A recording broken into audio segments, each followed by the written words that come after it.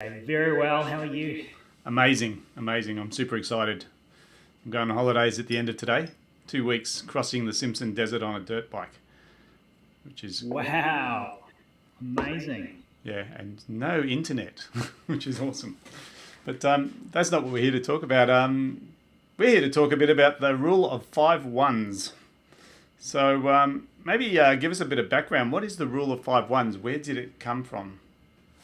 I learned it through some marketing that I've been doing, Yep. and it's really an approach to building your business and actually trying something in a simple way. So the saying goes, simplicity scales, complexity fails. And I think that the rule of 5 1s is all about simplifying how you do things, and particularly with your marketing, keeping it really, really simple. Yes. So let's go through what these 5 1s are. Yeah, sure. So, really, did you have a screen we could go through, or do you want me just to walk through Oh, let's see if we can make the magic work. Last time I did this, we failed. It's No, okay. there you are. Look at that. We Awesome. did it, didn't we? Yes. So Yeah. let me start drawing. Yeah. Now, let's you, start. you had this funnel-looking thing, sort of drawn like that. Yeah. And in here we've got like 5 levels, I guess, because there's 5 1s. Yep. And then you're going to take me through what they are. Absolutely. So, the rule of 5 1s. First of all, it's target market. So tell me a bit about this. So, most professional services firms, I guess business owners, but we're talking about professional firms, services firms, focus on at least 2, 3, 4, maybe even 5 different target markets that they want to go after. So on the left, you put 3 to 5, Yep. and that's the starting point for a lot of businesses. Let's go after 4 or 5 different quadrants because we need to, and they're all valuable for us. Okay. So the first one is obviously we shouldn't be going after 3 to 5 target markets. We should only be going after 1. After 1 to start. Okay. Yeah. So how do we choose? What you're asking there is quite a challenging thing, right? Well, we talked about this in one of the previous editions of Meet the Pros, and I guess we talked about the things like niche, niche by industry or niche by product.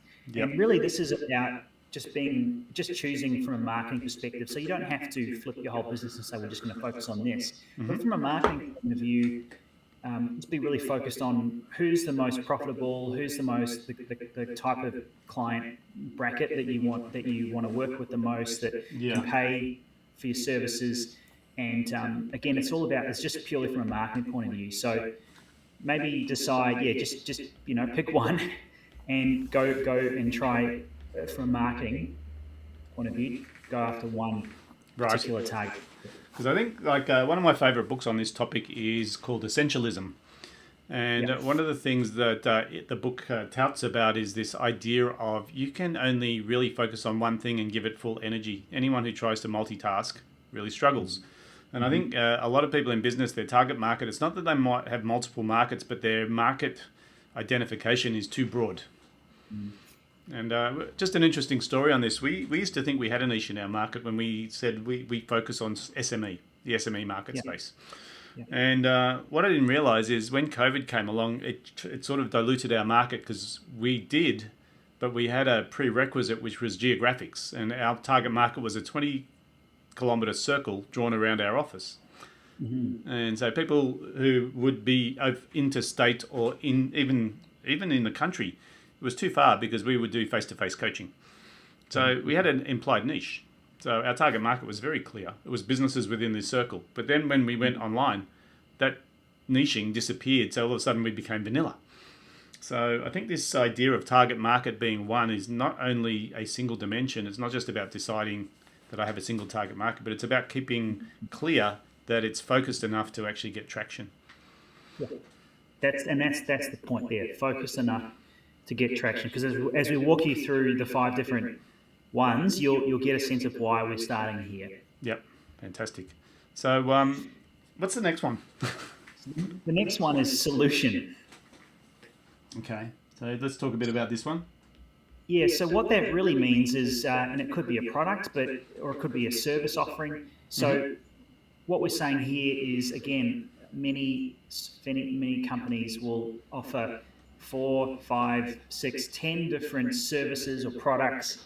And again, it's when you offer lots of different things. It's like you go to a restaurant. I don't know if you've had this experience, Dave. You go to a restaurant and they've got about 100 different items. Like I went to a cafe the other day, and they do burgers. Yep. They also do waffles, and they do ice cream sandwiches and pizza, and you end up going, wow, they do so much stuff.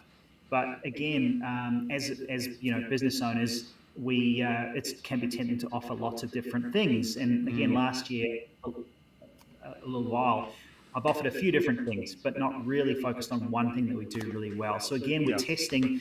If we know the target market really inside out, and we know that they have 2 or 3 or 4 key problems, then what could be a service or product which you may already be offering at the moment? How can we wrap our services around and just offer that as a singular type of solution?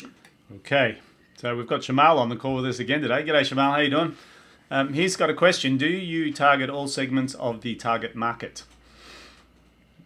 Do you target all segments of the target market?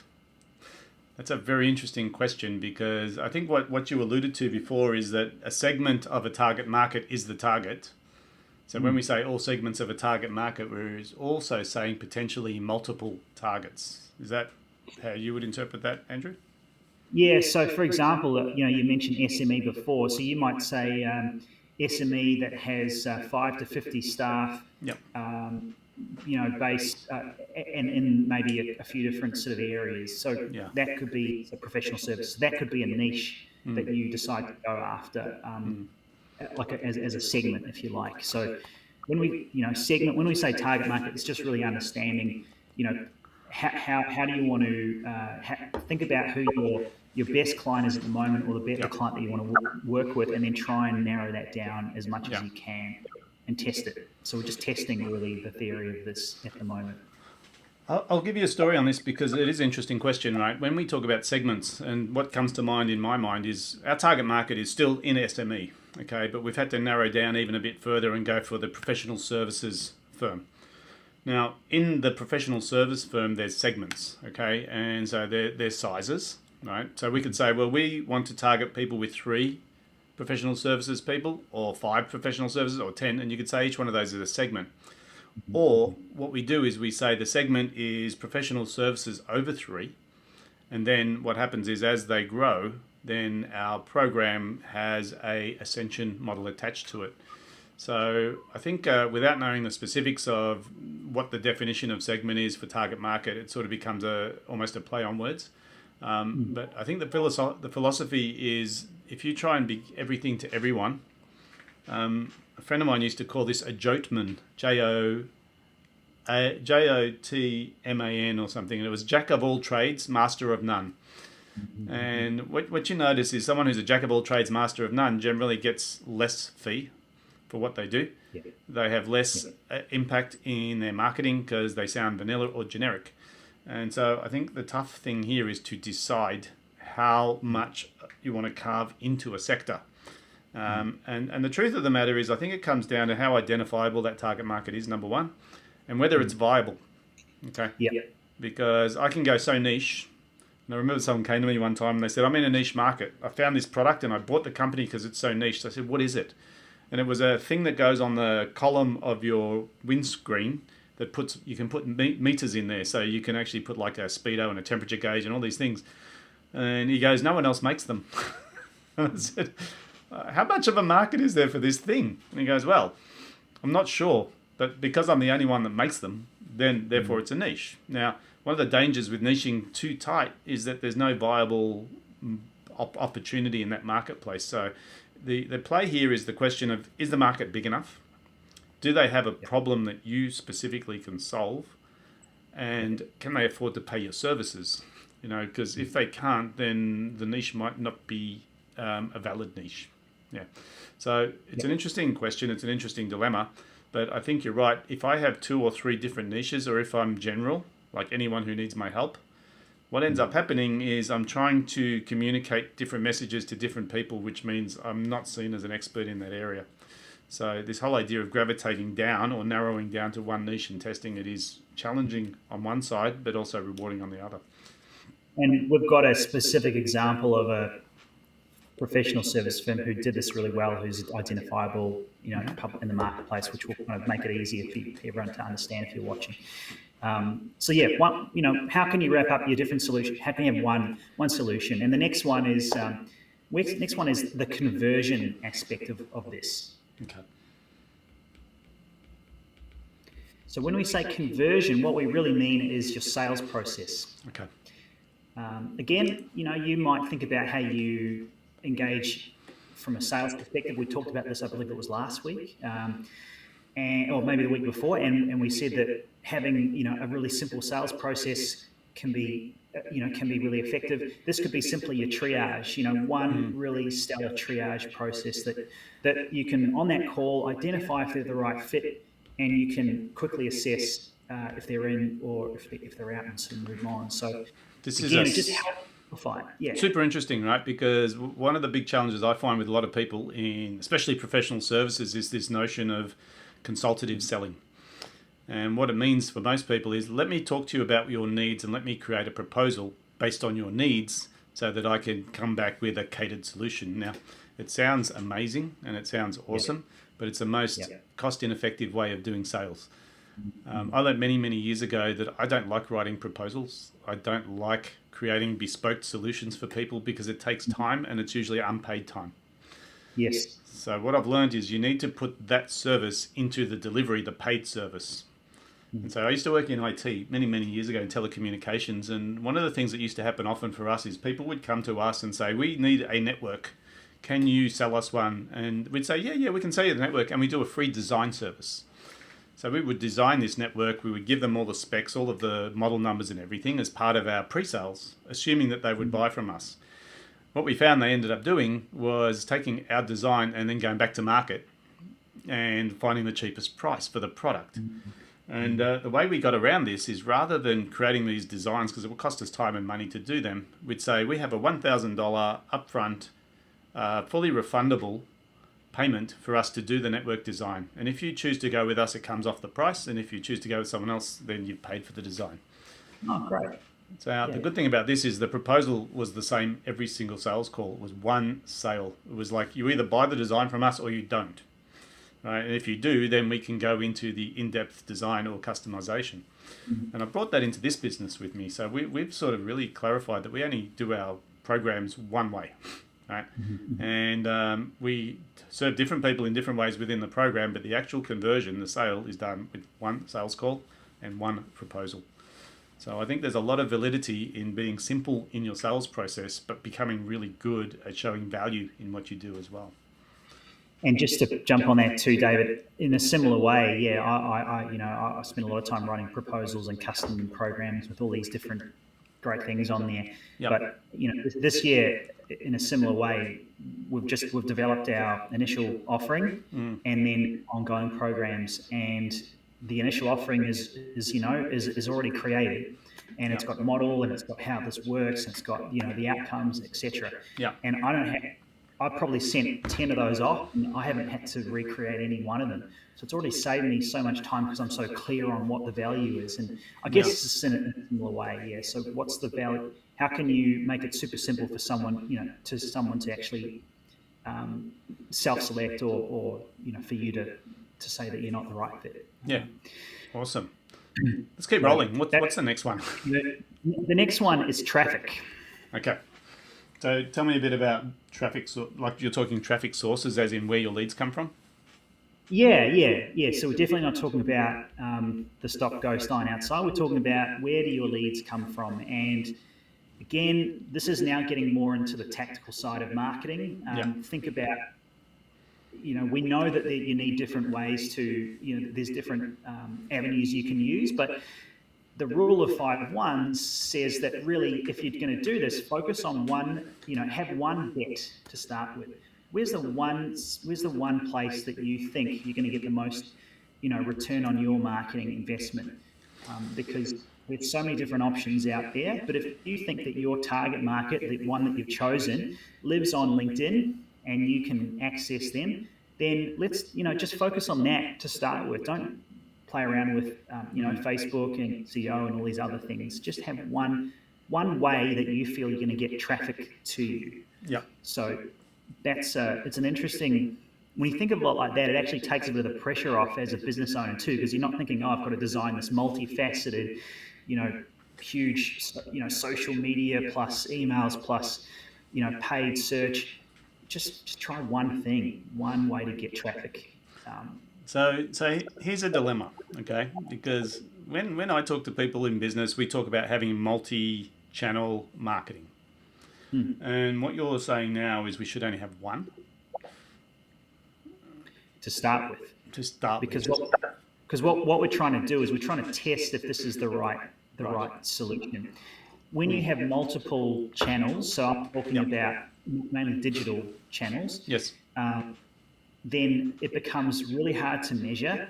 It becomes you've actually got to follow up with all these opportunities and all these things that come through from the marketing. Yep. And quite often, as business owners, we're not equipped to do that because we're so busy doing our other, which is why they need coaching, right, Dave?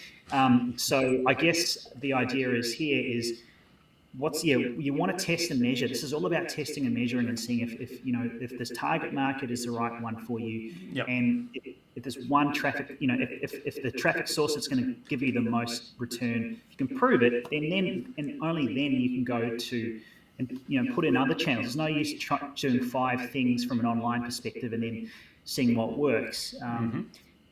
But what we're saying though is, of course, if you might feel that networking and keynote speaking and like they might be 2 channels that you use, but I'm talking more about, I'm not suggesting that you do 5 different, social platforms, SEO gotcha. and paid. Yeah. It's more just from a pure like a digital marketing point of view. Gotcha. That's how I see it. Okay. Look, for me, the way I'm interpreting this piece of the 5 ones is that you should build one at a time. And this is something I am a big fan of, is I think too many people try too many things that don't produce results simultaneously, and they don't know which one's working, which one's not working, and they're just clearing their bank account too quickly. Yeah. So if you're going to pick a channel, focus on that channel. And don't just pay someone else to do it and hope it goes well. Actually deliberately keep an eye on every single piece of traffic, make the adjustments, move quickly. Because I look at this like the spinning plates at the circus. I don't know if you recall when you were a kid. And the clown will get this first plate up and running. It's quite difficult to spin a plate. And if you've ever tried it yourself, it's extremely difficult. But once it's up and running, it's actually pretty easy to keep it rolling. So they spin one plate up, they stick it on the stand, then they go and try and spin the next plate up. Now the first plate's spinning until they get to about plate 3 or 4, and then they might have to go back and give it a bit of a tweak. So to me, when you talk about one traffic source, I think until that traffic source is producing fantastic results, you need to keep your eye on one. So that's the interpretation of the one there for me, is to really make sure it's robust and up and running before you go and dilute your focus. So yeah, that's it. We don't want to dilute it. And the last one is time, which in this case, you might put a year, for example. So 1 year. That's the last piece of the puzzle. For you, it might be a quarter, but generally speaking, if you do marketing for an extended period of time, and I like to think that if you give yourself at least 3, but maybe 6 months minimum, 1 year, awesome if you can, then you can actually test and see if the thing works. And the way, what I'm, as an example, like for Concurve, so for my business, I've been doing one particular strategy, which is really LinkedIn outreach and also content inbound generation. And we've been doing that for 4 months, and it's produced, connected with over 200 of my ideal clients. We've had 20 plus meetings, and with the relevant sort of ideal clients. And to me, it says, okay, well, we've got 4 months of data here.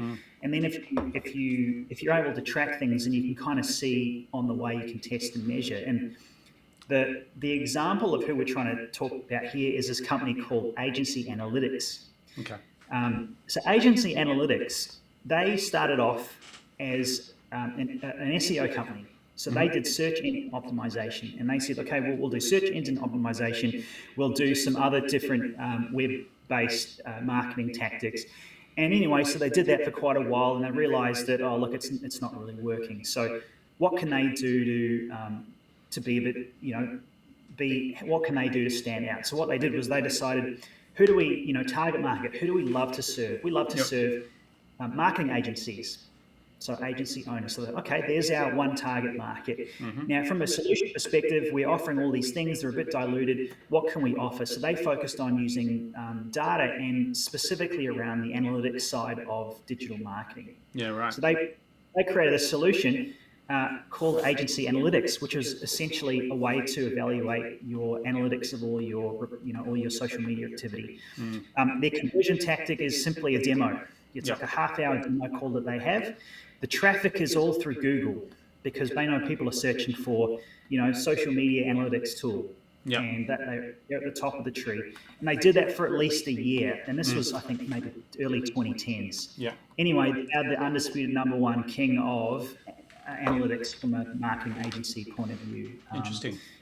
Very easy product, really easy to use, totally looks professional. It blows everything else I've seen off the market. And again, they've captured that market because they follow the principle of the rule of 5 ones. That's all they're doing. Right. So literally, this is just a notion of simplifying, isn't it? It's about saying, take all the noise out, use the old 80-20 rule, which is 20% of what you're doing. If you're doing if you have 5 target markets, 20% of that one target market is probably producing 80% of the revenue. So if we use 80-20 in the target market, so if we go back to our little drawing here, our target market, so we go, what's the 20% that's producing 80% of the results? So who's our best clients?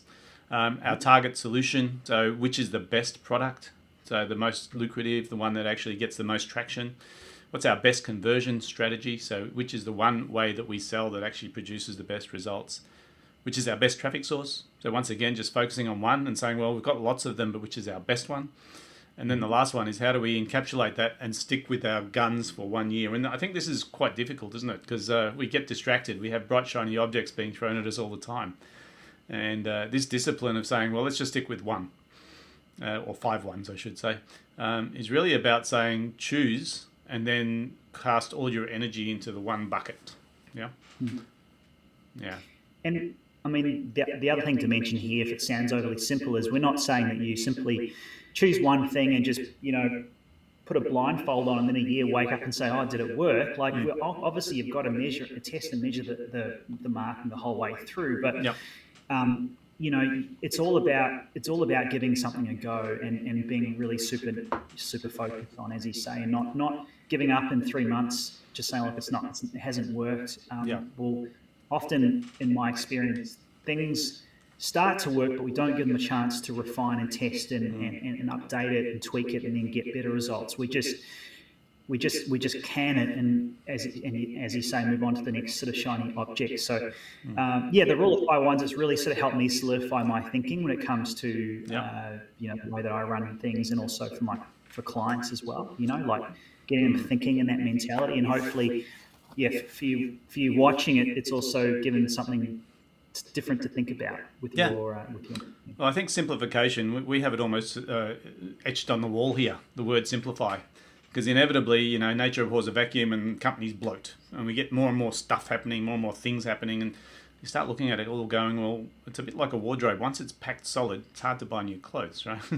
So sometimes this whole idea of simplifying and going back to what are the 5 ones can actually really clarify where you should cast your energy and, I suppose, how to optimize the growth of the business. Awesome. Andrew, another pearl of wisdom for people to mull over the weekend, and really think about, how can I reduce or eliminate waste within my business? How can I focus on what's most important in this whole idea of bringing clients to the table? So appreciate your input, appreciate your thought process. Thank you. Thanks, David. Enjoy the, I was going to say the Sahara, but it's not quite the Sahara. It's like the Sahara. It's the Simpson Desert, which is not what most people think. The Sahara Desert's just pure sand. The Simpson Desert's full of shrubs, and so when people say desert, they think no greenery. But the Simpson Desert is quite lush, so it's going to be fun. Fantastic.